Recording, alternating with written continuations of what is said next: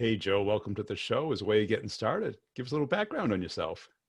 Hey, Brian. Delighted to be here. A little background. I guess somehow I've been selling professionally for 30 years this year, which How'd I that have a happen? hard time grasping. I've Yeah. been across two different uh, professions, if you will, or sub professions. Was selling auto parts for a number of years, for 10 years throughout New England and New York State. And then about 20 years ago, I got into healthcare. So I've worked with major health insurers, and currently I'm with the Mayo Clinic. Um, Pretty nice little brand name there, and I work in their Department of Laboratory Medicine and Pathology, essentially selling lab tests to academic medical centers, predominantly here in Boston. Well, that's a And natural progression from auto parts, isn't it?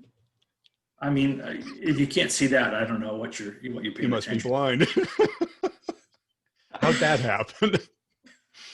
Auto parts was a couple years out of college, went to Providence College, a few years, just about 4 years younger than you. And let's see, girlfriend's brother called me up and said, "Hey, you got to try this out." And then a friend of the family called me and said, "You really should get into healthcare, Joe." And I said, "I don't think so. I mean, it's fascinating, but I don't really see selling it." And fast forward, I've got this whole wall of awards that says apparently I'm pretty good at it. So it's been a good move. I find it fascinating. And with everything that's going on with COVID right now, that's been a focus for the world. But it's been wonderful to actually be able to facilitate testing and really feel the most engaged that I ever have and making a difference. So it's nice to actually be able to provide that COVID testing.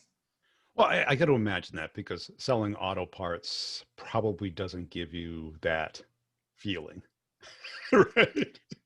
Maybe not, but if we were to say, what are you passionate about? Yeah. I mean, I've been to Rome, Italy, and I was as fascinated with the Lamborghinis and Maseratis as I was with the David. So in Florence. So to me, it was kind of like I'm passionate about it, but it really wasn't it was a great 10 years, but it wasn't a tremendous career path if you're looking to get ahead, which many of us salespeople are. Sure. And who specifically do you sell to within the account? What's their title or their role? It varies from account to account, everyone from chief innovation officers to CFOs and CEOs, administrative lab directors, vice presidents of operations. It's varying, and it allows me to be a chameleon, so that put on a different hat. But it comes naturally because I think that background of having sold auto parts taught me that you never know how sophisticated someone is that you're speaking to or with. So, yeah. And I got to imagine like selling auto parts, it's kind of a little, auto geeky, meaning if you're passionate about it and you know all the things, and the people who are also on the buying side are passionate about it, you have a common interest, right? You can't fake that, Brian. No, So, not for long. no. And somebody once said to me, and this is all the rave, I'm sure you probably have even done a couple of pieces on this, but it's far better to be interested than interesting. So for me, it comes naturally, both of these areas. So auto parts and healthcare, for me, I'm fascinated by the two and how things actually work. I'm not a technologist. I'm not a clinician. I was never a mechanic, but I understand when people are saying this is how this works, or they'll have an issue. And I go, "Well, have you checked this?" And they look at me like, "How do you know this stuff?" And I think immersion is how I know what I know. And I think that's a great point because it's a lot easier to be interested than interesting. Right? At least I've Why been I've told. only, yeah, well, why I've only heard that in the last year, it surprises me. But boy, is that on point.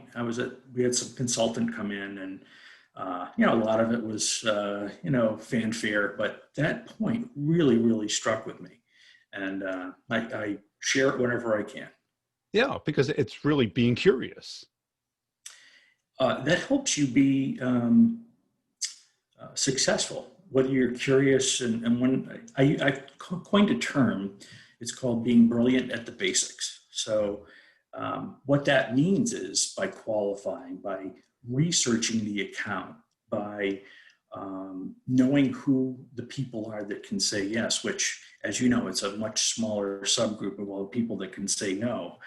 And I've tried to mentor and coach a lot of my colleagues that don't waste your time with everybody who can say no. Find the one or two that can say yes. And while that sounds rather obvious, it surprises me how often that surprise guest shows up at the finalist presentation who you didn't know. Now, that fortunately, hasn't happened to me in quite a long time, but I hear these stories on a recurring basis, and I always wonder, gosh, why is that? Brings us back to being curious, right? When I'm doing the research, people always ask me, how did you find that out? And I said, well, I was genuinely interested and curious about what they do, who they are, who they know, who we know together. And you can really build a nice rapport that way. And I was just thinking about this morning because like when you post stuff on social, you get a lot of confirmation bias. People immediately trying to fit what I'm talking about into what they already know. And just the opposite of that is being interested. Yeah. Well, it's forced, right? The confirmation bias that you're referring to, it's forced. It's like the salesperson who walks into an office and sees a marlin mounted on the wall and says, "Oh, I went deep sea fishing 4 years ago." I mean, that's great. Whereas if you say, a friend of mine actually owns a boat and we fish marlin off of the coast of Florida, what species, is that this or that species, then it's like, wow, okay, so you're not forcing the conversation, and people, gosh, they pick up on it, and there are those salespeople who are like, yeah, man, you got it. We're going to take care of this. The double shot. Wait, you just give us a horrible name. So being genuine, which ties into being interested and I think curious and also just kind of humble, I think makes a huge difference. If you have that air about you, confidence is one thing, but when you bring that air into the boardroom that you're sitting, that's pictured behind you, gosh, that is a huge turnoff to most folks. And I got to believe in your space that, and maybe you can share, like when you first got into it, were you overwhelmed? There's a new vocabulary. You're talking to very well educated. They've got their own language. It's again, I'm fascinated by all things medicine. So I read up an awful lot, but did I feel there's a book on it? All things medicine. I'll tell you, one of my colleagues down in the South actually wrote a glossary of terms. Yeah. Because similar to the military or many other industries, the acronyms are overwhelming, pervasive. I mean, it's just, oh my gosh. I never thought I would get it. The first maybe 2, 3, 4, even in the 6 months, I'm thinking, man, I'm in over my head. I'm talking to PhD MDs and, on a regular basis, people who are affiliated with Harvard Medical School. You may have heard of Harvard Medical School. Yeah. Sure. So, I'm sitting in the room thinking, well, I am not the smartest person in the room anymore because all these other people started to come in. And however, I will tell you that my new colleagues that come on who I mentor, I have to reassure them that one day you'll have an aha moment, and that'll be followed by several, and realize that people that are on your team or on your expansive team or countrywide team, nationwide team, are interested in helping for the most part. I love calling somebody up who I heard about a win or a victory, and I know of them, maybe met them casually at a meeting a year ago. Geez, I saw this. I've run into a similar situation. They love to help, as do I. And I find that all the good salespeople really like to share their best practices. They do, because I think it is a lot like medicine, and then it's a practice. Because you don't see the best doctors walking around like they know it all. What do? They go to conferences.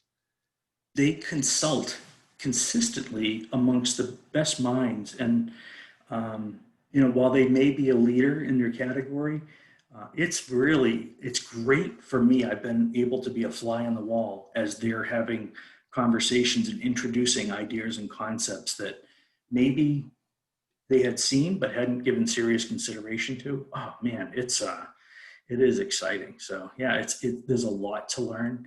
It is a whole different language, but I think if you can find something or things that you're interested in, it becomes you know, I mean, I'm fascinated almost every day. So to me, that's a pretty neat place to be, and intellectually stimulated and challenged. And let's be honest, when I was selling auto parts, I didn't quite have that same level of intellectual stimulation. So And how do you stay both confident and curious? Because a lot of people when they get so out of their circle of comfort that they start to shake and become almost too self-conscious instead mm. of confident yet curious. Well, this is something that I'm fortunately recognized for, and I'm happy that people see this. The way that you stay confident is by being over prepared. Yeah. Instead of going in blindly, which you can tell when somebody's doing that, or they're like, I've been doing this for 10 years. Yeah. Every situation is a little bit different. Some are a lot different. You know, you've got that deck, right? That PowerPoint. That's what do they call it?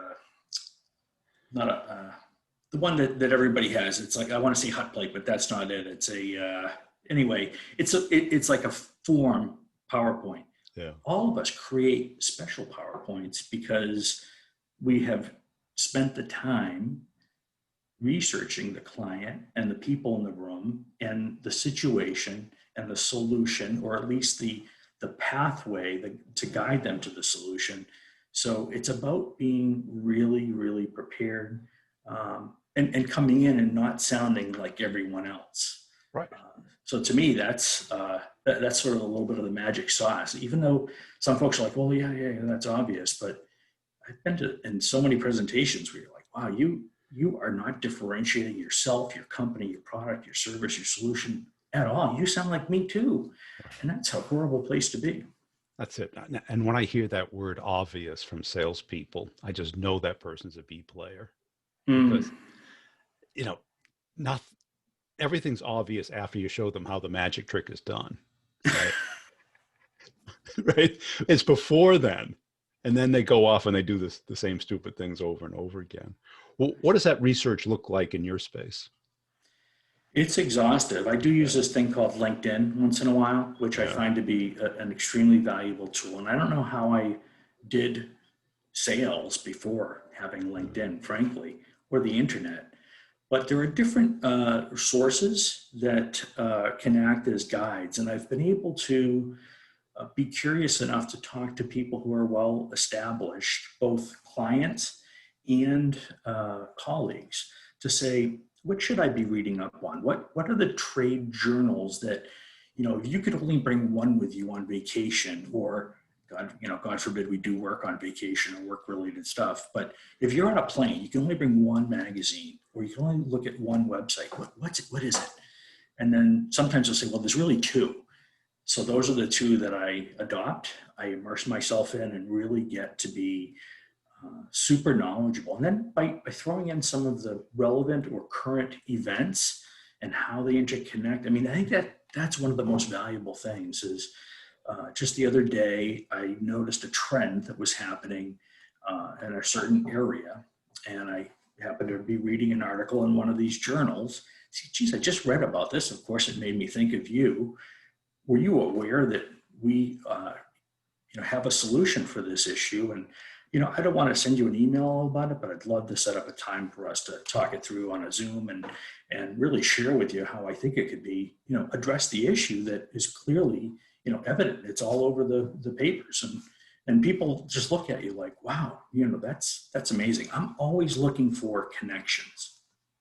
And I think that's critical because we all do it in our social life. That person at the party, who's the most interesting? It's not the person talking about themselves. It's the person asking you about yourself. I've been able to. We have a new lady who she's got more letters after her name. I don't even know what half of the things she's told me. I still don't know what they mean. But CPA, she's an MBA, and then a bunch of other things that are very actuarial and finance related. She goes, geez, I'm just such an introvert. I don't do well in front of people. But to watch her present and then to talk to her afterwards in a one-on-one scenario, I don't know where she went. And it's actually evoking me to call her. I have a call with her on Friday, tomorrow.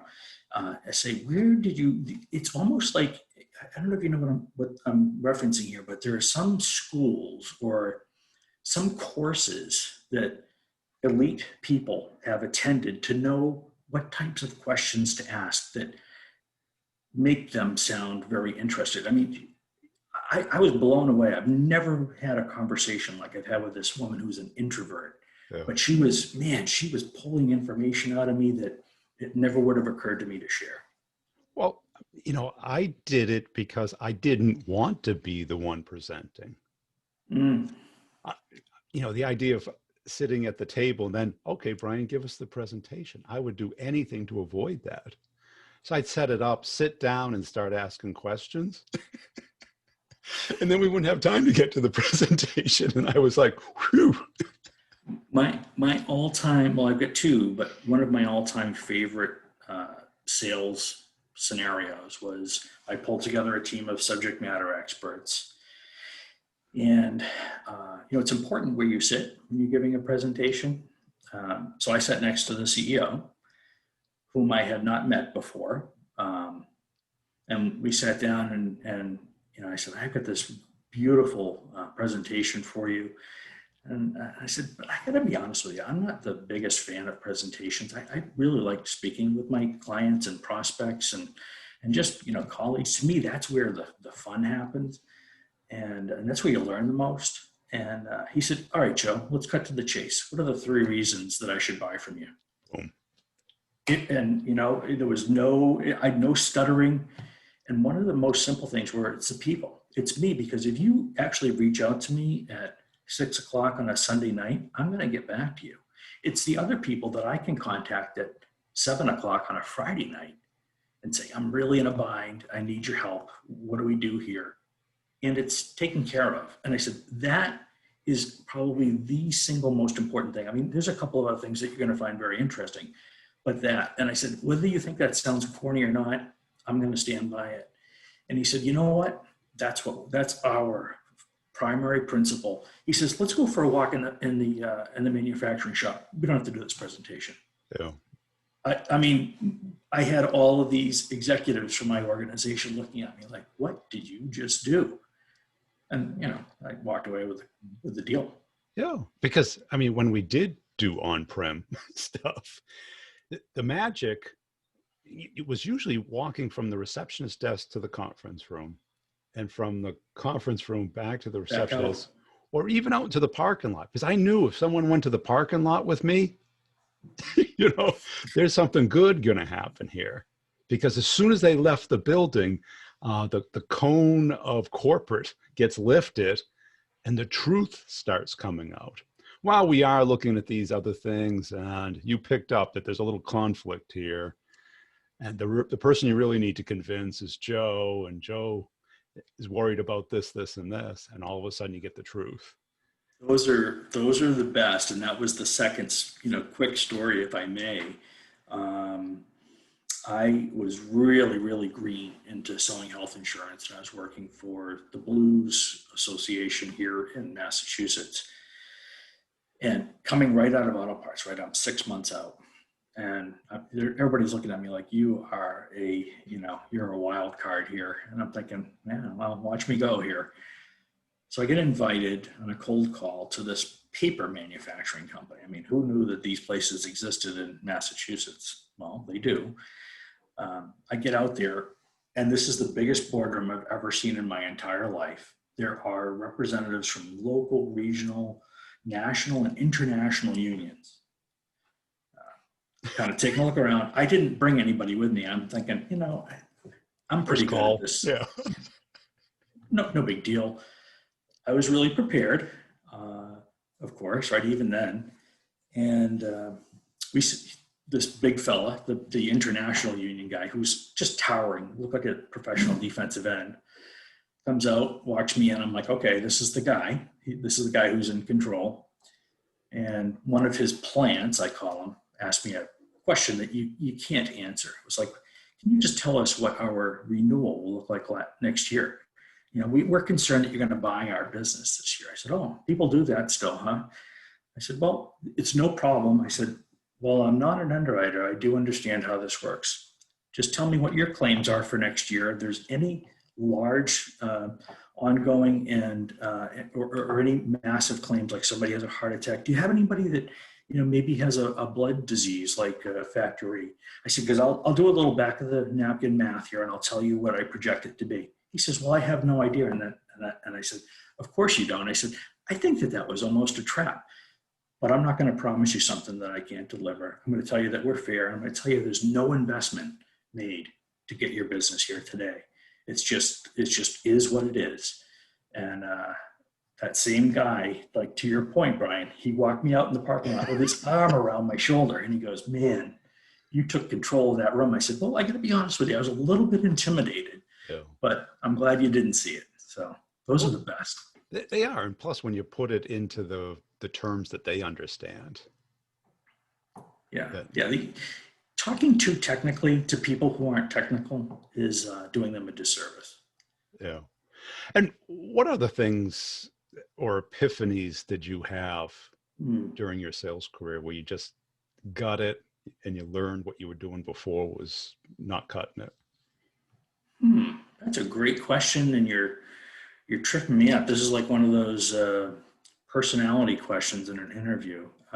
Well, I mean, there's usually like milestones in our career in sales where we're like, oh, finally, I'm starting to get it. I leave, that. Yes. You leave your shell behind and you become the butterfly. Yeah. So this one comes to mind where you start to see what is working, right? And then you repeat it so much to the point where, here's an example. This is auto parts, but this is just me thinking a lot different from any of the other 25 auto parts salespeople that were walking into these large corporations or these mom and pop stops. And I say, hey, I realize that you're working with somebody else now. We just opened up. I'd love to try to help you out. Here's why we're different. From a parts perspective, I said, but there is another component to how you make money. And they're looking at me like, well, what are you talking about? You sell auto parts. I said, yes, there's labor. And if I could give you more time in your day, would that be beneficial to you? It's a rhetorical question because the answer has to be yes, because they can make more money that way. And when people started saying to me, I've owned my business for 23 years. No one's ever talked to me about that before. That was one of those epiphany moments when I said, aha, how can you look at the customer's needs that maybe they don't know, or maybe they've never even considered, except for that, boy, this is a challenge. There is no solution. Address it in such a way that people say, all right, this is different. I have to try this. People would watch my route, cold calling, literally knocking on doors, which I miss doing, frankly. I'm a little bit odd like that. I don't like it on the phone, but in person, I love it. Yeah. And they would say, I can map you. I can see where you are based upon where the phone calls are coming because of what I was sharing. So to me, I'm thinking, yeah, I figured something out pretty beneficial there. And really was that their personal win? Was getting more time instead of looking at it as just the price and the quality of the product? Absolutely. So all the other stuff was stuff that everybody talks about, but we actually delivered. We had the part on the shelf. We had great service. We would get it to you like at Domino's within a half an hour back in the days. And we also had very knowledgeable people. And I said, that's all you're going to hear. Everybody's going to claim that. We actually had it, but it's not what I led with. I led with something that they would say, I got to check this out because I had never heard this before. It's like a new technology, right? You say, geez, that would really make my life a lot easier. Maybe I will check that out. I don't like gadgets so much, but there are some things that you say, yeah, that would really make my life easier. And you do that, people will follow you. And I think too many people focus on price, service, availability, quality, and they're all good, but everybody does that. Mm. And And in the race to have the best price, I will let my competitor win every time. The yeah. race to zero, that's your race to win, my friend. And I see But how you did that with the CEO who asked you, give me 3 reasons to buy from you. It was personal wins for him. didn't talk about price. That was not one of the top three reasons. And there are times when you're selling a commoditized item when you have to have a price that's in the ballpark. Has to be. Yeah, sure. But it But hasn't be the far more cheapest. important, right? No, if you're selling the cheapest, there's that's really more of a transaction than it is a consultative or strategic sale. And I always say to people, when I've interviewed, I said, if you have something that sells itself and it's just, easy peasy lemon squeezy, and you've got something, you don't need me. There's a lot of people that can do that until, say a pharmaceutical, when Right. the patent runs out, then what are they going to do? When the Exactly. patent runs out, give me a call and I'll help you out. Yeah, you put it on a website, right? Right. Which, man, that's the way things are going, huh? It is, yeah. And what advice would you have for somebody starting out in your space? Hmm. Well, one of the first things I always suggest to people is, um, I have two offices in my house. One is really a library, an entire wall full of books, and two shelves are some of my personal favorites. And I will usually, if I like the person, I will buy them a copy of the book. I'll take it a step further, because somebody did that for me on two different occasions. They said, I got it in the mail. I thought of you. This book sounded like, something that would help based upon your conversation. So I've got 3 or 4 titles that I will typically give to somebody. And I think it's a great foundation to put in place. And sometimes you have to prep somebody and say, hey, listen, this guy or gal, like Tom Hopkins, right? Masterful, How to Master the Art of Selling. Definitely top 3 book and many copies of it. I'll say to people, understand he sold real estate. You're not selling real estate, but look at the fundamentals. Look at the foundation he's putting in place. And that's where, I talked about being brilliant at the basics. Here comes the sports analogy, right? Larry Bird shooting foul shots and around the 3-pointers before and after games. Tiger Woods doing the putts. That's where you build that foundation and you can rise above. So that's what I tell people. Don't worry about all the fancy schmancy stuff. Build your foundation. Excellent. Great. Hey, Joe, I really appreciate your time today. Where can people go to follow you? Oh, gosh. On LinkedIn. Perfect.